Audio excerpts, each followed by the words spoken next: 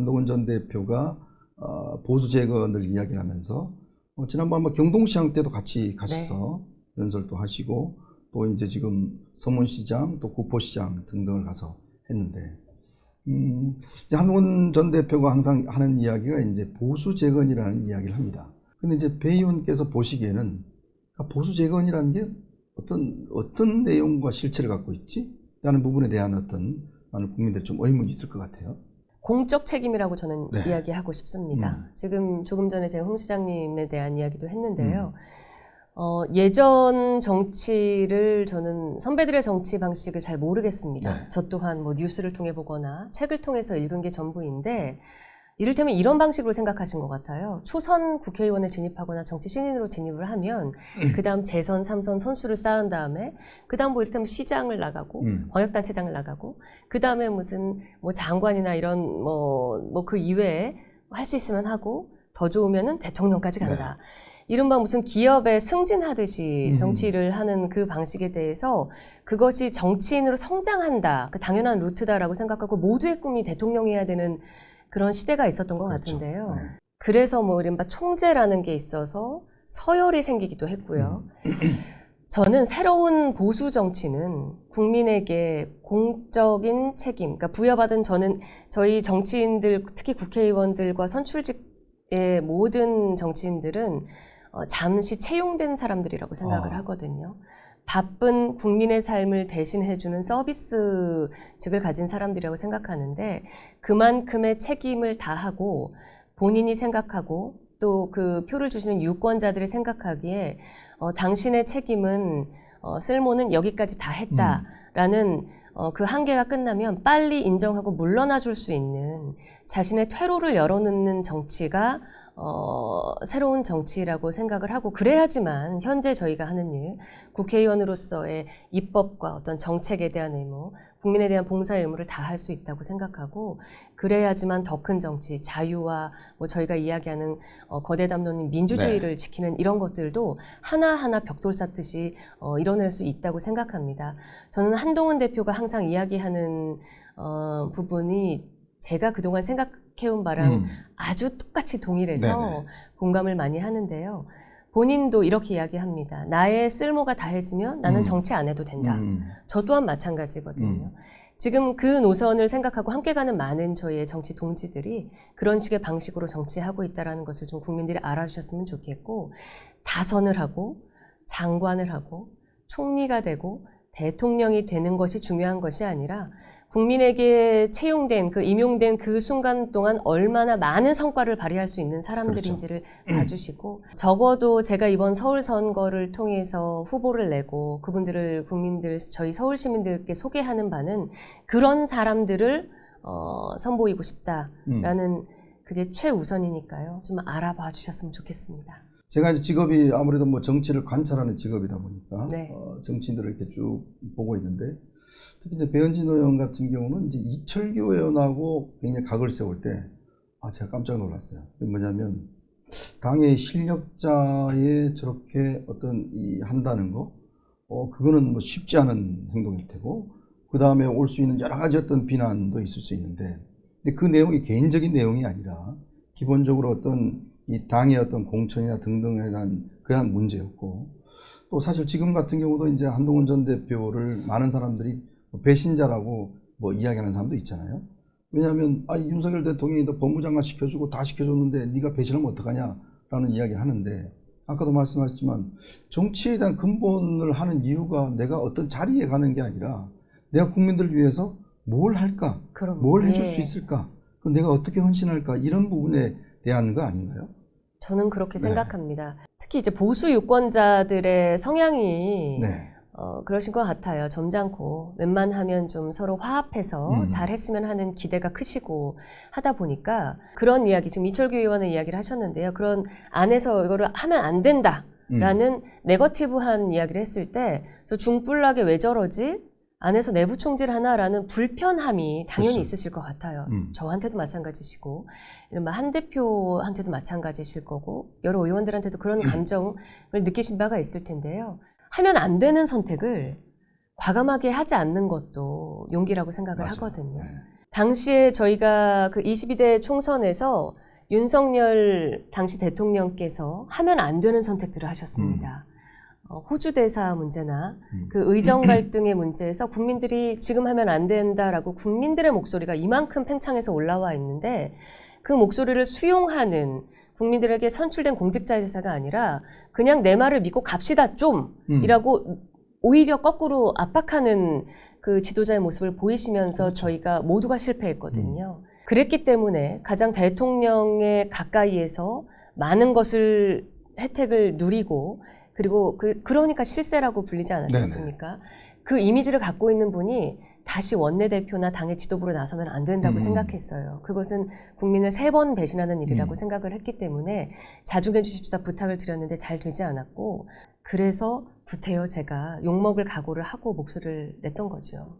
그게 참 쉽지 않은 일입니다. 아마 여러분들 뭐 이렇게 기사를 통해서 이렇게 뭐 보시고 하겠지만 이렇게 많은 당에 문제가 생기는데 한마디도 안 하는 의원들이 꽤 있어요. 근데 그분들이 뭐 그냥 뭐 말하기 싫어서 안 하는 걸까요? 다 이제 눈치가 보이는 거거든요. 지역구에 가면 지역구에서 뭐라고 그러고 하는데 이제 그런 거, 자 그러면 제 생각은 이러니까 이렇게 가봅시다 라고 하는 게 저는 리더라고 생각이 들어요. 그러면 배현진 의원께서도 이제 한동훈 전 대표와는 사실 정치적 동지 관계가 맺어져 있지 않습니까? 그렇다면 과연 이제 이런 소위 이제 친한계라고 하는 분들이 앞으로 어떤 정치적인 좀 비전을 국민들에게 보여줄 수 있을까? 그러니까 이 부분들에 대한 기대가 이제 그동안 보면 왜 너 대통령 대표시켜줬던 대통령을 배신하느냐에 떠나서 이제 점점 뭔가 국민들께서도 조금 이제 냉정하게 바라보시는 것 같아요. 이 사람들의 이 목소리가 그러면 우리 정치를 좀 바꿔줄 수 있을까? 뭐 이런 부분에 대한 생각들을 그동안의 꾸준한 활동을 통해서 많이 보여주고 있는 것 같은데 배우님 보시기에는 어떤 지향점이 있다고 보세요? 보수가 지향하는 가치는 명확하지 않습니까? 개인의 자유를 존중하고 시장 경제를 숭앙하고 우리 자유민주주의 체제를 수호한다. 뭐 이건 헌법 정신에 있는 것들에 대해서는 저는 그냥 저희가 영원히 지켜야 할 뼈대라고 생각하고요.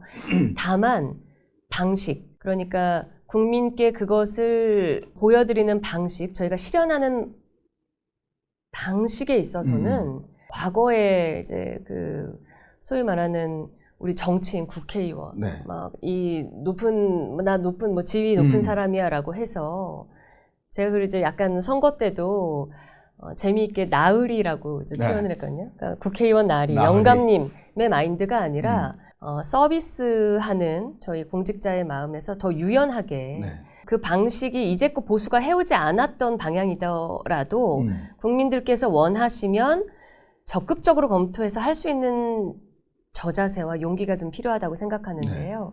그러니까 뼈대는 지키되 살은 유연하게 간다라는 새로운 정치를 좀 보여드리고 싶고 무엇보다도 정직해야겠죠.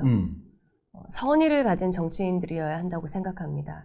국민들께서 많은 언론 미디어를 통해서 저희 아주 팬덤을 가진 독특한 한동훈이라는 표상적인 정치인 그리고 뭐 이를테면 박정훈, 정성국, 안상훈, 한지아, 고동진 뭐 이런 정치인들 친한계라고 이제 묶어 총칭해서 보고 있으신데 저희가 하는 정치의 방식이 과연 국민께 앞서서 거짓말하고 뒤로 얼굴을 바꾸는 그런 교원 영색의 정치 방식이었는지 아니면 항상 욕먹을 각오를 하고라도 저희가 가고자 하는 어떤 정직한 신뢰를 얻기 위한 노력의 방식이었는지를 이미 평가하고 있으실 거라 생각해요. 일단은 그 정치를 비전을 펼쳐볼 기회를 아직 소수자로서 얻지 못하고 있습니다. 이번에 만약에 한동훈 대표가 국회에 진입을 하게 된다면 조금 더 강력한 구심점으로 저희가 보여줄 수 있지 않을까 기대를 하고 응원을 하고 있습니다. 아직은 뭐 일단 어느 지역에 빌지 이제 그런 문제가 아직 결정이 나지 않았기 때문에 지금 부산이 어떻게 될지도 모르고 또 대구도 어떻게 될지도 모르고 근데 이제 뭐 조국 대표 같은 경우는 본인이 좀 쉬운데 뭐 군산이나 뭐 이런 데 나가려고 하는데 사실 이 지역 선정이라는 것도 굉장히 중요한 의미가 있잖아요. 맞습니다. 예를 들어서 지금 한동훈 전 대표가 대구와 부산을 이야기하는 것도 결국은 이 보수 재건을 위해서는 가장 어떤 지지를 보내고 있는 이 지역에서부터 사실 출발해야 된다라는 어떤 것 때문에 지금 그 두 지역이 이야기되는 것이지 단순히 뭐 어떤 뭐 아무데나 간다 뭐 이런 개념은 아닌 걸로 알고 있거든요. 제가 알기로 한동훈이라는 그 분 자체가 그냥 나 살기 위해 뭐 이를테면 조국 대표 지금 평가하신 것처럼 네. 나 살기 위해 뭐 한다 이런 식의 머리를 굴리는 분은 아니니까요. 지난 2024년 12월 3일에 다 보시지 않았습니까? 한동훈 대표와 총 18명의 의원들이 삼엄한 그 상황을 뚫고 죽을 각오를 하고 국회에 들어갔다라고 말을 했습니다. 그것처럼 이번에도 저희 엉망진창이 된 보수를 재건하기 위해서 본인이 나서겠다고 이제 생각을 하고 있고 고민을 하고 있을 거거든요. 그러나 이제 동료의 입장인 저로서는 뭐 아직 지금 이제 그 재보궐 지역이 나온 게 아니기 때문에 네네. 어느 지역을 그 먼저 얘기하는 거는 의미가 없다고 생각은 하지만은 되는 지역에 가서 무조건 됐으면 좋겠다 하는 바람이 있어요. 네. 일단 국회에 원내 진입을 해서 의미 있는 역할이 될 때라야만 그래야만 저희가 같이 구상하고 생각하는 그 비전을 또 실현할 수 있기 때문에 무조건적으로 좀 응원을 하고 있습니다. 하여튼 근데 이제 유명한 뭐 그 정치인들 보면 뭐 금방 된 분도 있지만 제가 이제 김대중 대통령을 오랫동안 이제 취재를 해왔는데 엄청 고생 많이 정말 하셨잖아요. 이게 네. 정치라는 게 어떻게 단련되어 나가는가를 좀 보여주는 것 같아요. 어떤 정치인이 성장하기 위해서는 많은 어떤 고초와 어려움들이 있고 그에 대해서 어떤 선택을 해 나가는가에 따라서 맞습니다. 국민들이 이제 쭉 보시잖아요. 그러니까 지금 이제 국민들이 많은 정치인들을 쭉 보지만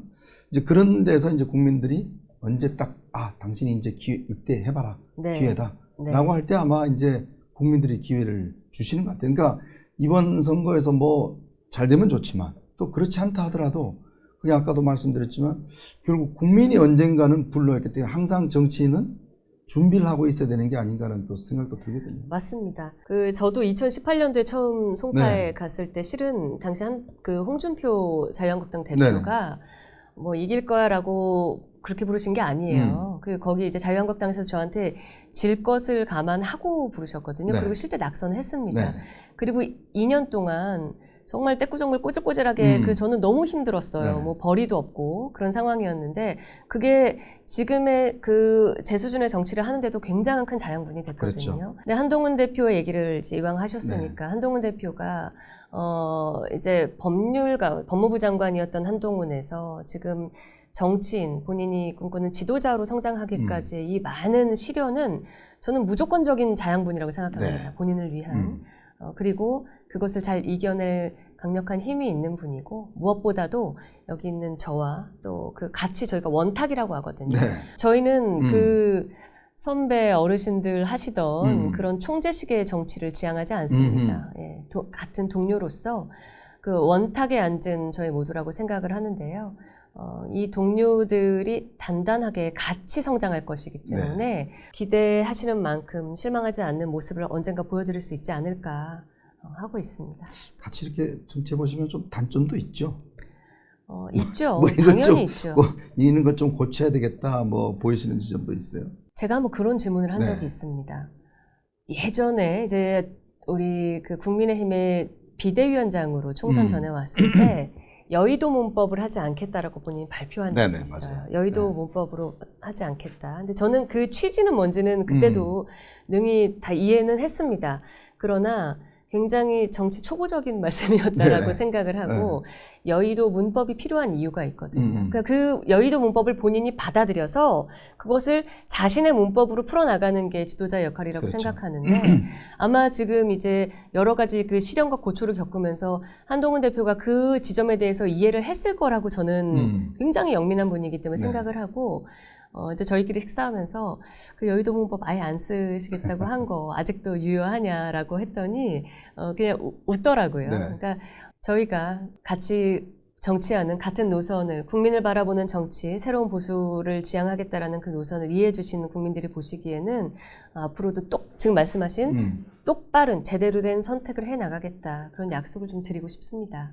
제가 이제 배 의원을 만나면 꼭 물어보고 싶은 질문이 있었어요. 그때 이제 아마 가처분 신청이 될 때인가 중간인가 의원총회 참석하실 때 그때 장동혁 대표가 제일 앞에 앉았잖아요. 근데 그 뒤에 앉아 있었고 한 번은 옆에 앉아 있었잖아요.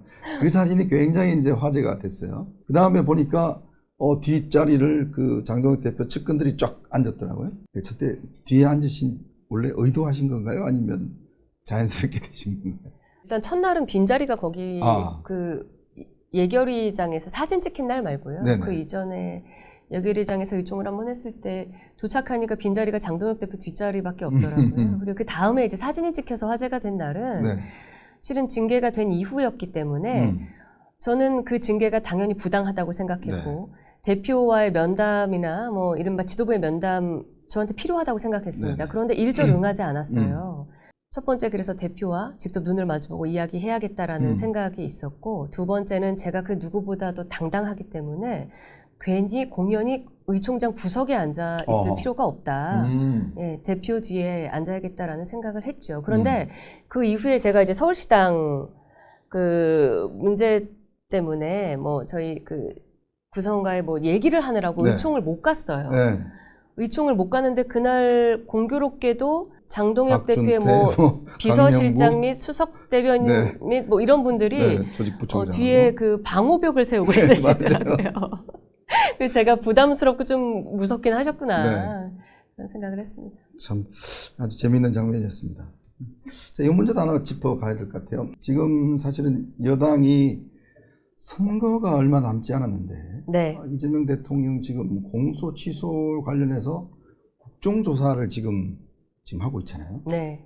저는 이게 왜 지금 이렇게 서두를까라는 좀 의문도 있고 또 하나는 가장 핵심적으로 불러야 될 사람들을 또 부르지 않아요. 네. 지금 보면 사실 한동훈 전 대표가 아니 지금 그때 내가 법무부 장관이었으니까 내가 가서 배우 이 문제에 대해서 좀 이야기를 하겠다. 그리고 그 핵심적인 설조한 변호사도 지금 안 가고 있고 한데 저는 이게 오히려 여당이 지금 좀 패착이 아닌가라는 느낌이 들어요. 굳이 지금 선거 때 이걸 열면 과연 유리할까? 그리고 예를 들어서 정말 공소 취소의 어떤 여러 가지 팩트들 자체가 드러날까? 대한 우려가 좀 있는 것 같거든요. 지금 선거라는 대명제가 떠 있다 보니까 국민들께서 이제 피상적으로 어느 정당이 더 예쁘게 하고 있나를 보고 있으신 것 같거든요. 그런데 저희가 우리 장동혁, 이정현 콤비의 맹활약 덕분에 전국 모든 지역이 험지로 변하는 그런 극적인 열세의 상황으로 변해 있고 이 부분에 있어서 민주당과 이재명 정부가 오만하게도 좀 자신감을 얻고 얼렁뚱땅 이 문제들을 좀 국회 안에서 해결하고 싶은 게 아닌가. 그렇기 때문에 말씀하신 거기 나가서 반드시 증언해야 되는 주요한 인물들을 배제하고 해치우려는 것이 아닌가라는 생각을 하고 있고요. 그런데 안타깝지만 제가 여태까지 적어도 정치하면서 느껴온 바는 국민들께서 안 보시는 듯 하셔도 굉장히 디테일하게 맞아요. 다 모든 걸 살피고 있으시고 말씀하신 대로 큰 패착이 되지 않을까 생각하고 있습니다. 그러니까 참 이런 상황에서 좀 국민의힘이 조금이라도 정신을 차리고 뭔가 좀 국민들의 어떤 목소리를 전달한다 그러면 저는 참 선거라는 게 사실은 60일이라는 것도 엄청 많이 남은 겁니다. 솔직히 이야기해서. 선거 해보셔서 알겠지만 네. 하루하루 뭐 시시각각 어떤 이 분위기가 많이 네. 바뀌잖아요. 그래서 일각에서는 지금이라도 장동혁 대표가 좀 책임지는 모습을 보여주고 또 한동훈 전 대표 복당시키면서 좀 지지층들을 결집하고 해야 되는데 제가 현장에 있는 한 의원들, 뭐 부산 지역 의원들 이야기 들어보면 이거 잘못하다가는 예를 들어 한동훈 전 대표가 만약에 무소속으로 출마를 하게 되면 기존의 국민의힘 지지층들의 표가 또 갈라지고 뭐 이렇게 되면 정말 선거가 엉망이 될 텐데 왜 복당을 안 해주는지 모르겠다. 네. 이런 이야기를 많이 해요. 예. 그러니까 지금 사실은 제가 볼 때는 유일하게 남아있는 마지막 카드는 장동혁 지도부의 어떤 책임, 한동훈 전 대표에 대한 복당, 그러면서 정말 그 국민의힘이 국민들에게 변화하겠다는 어떤 모습을 보여주는 거, 그거 이외에는 별 카드가 안 보이거든요. 저도 그렇게 동일하게 생각하고요. 뭐 저희한테 산소 호흡기 붙어 있는 골든 타임이 뭐 크게 남지 않았다라는 위기감을 가지고 있습니다. 네. 제일 좋은 거는요. 저희가 선거를 지금 상황에서 만약에 이 경향성 이제 경향 추세 이것도 아닌 것 같고요. 거의 지지율 바닥에 굳히기 상태에 들어가는 것 같아서 제가 걱정이 되는데요. 그래도 하나 신락 같은 희망으로 이것을 엎을 수 있다고 하면 장동혁 지도부의 전면 퇴진. 네.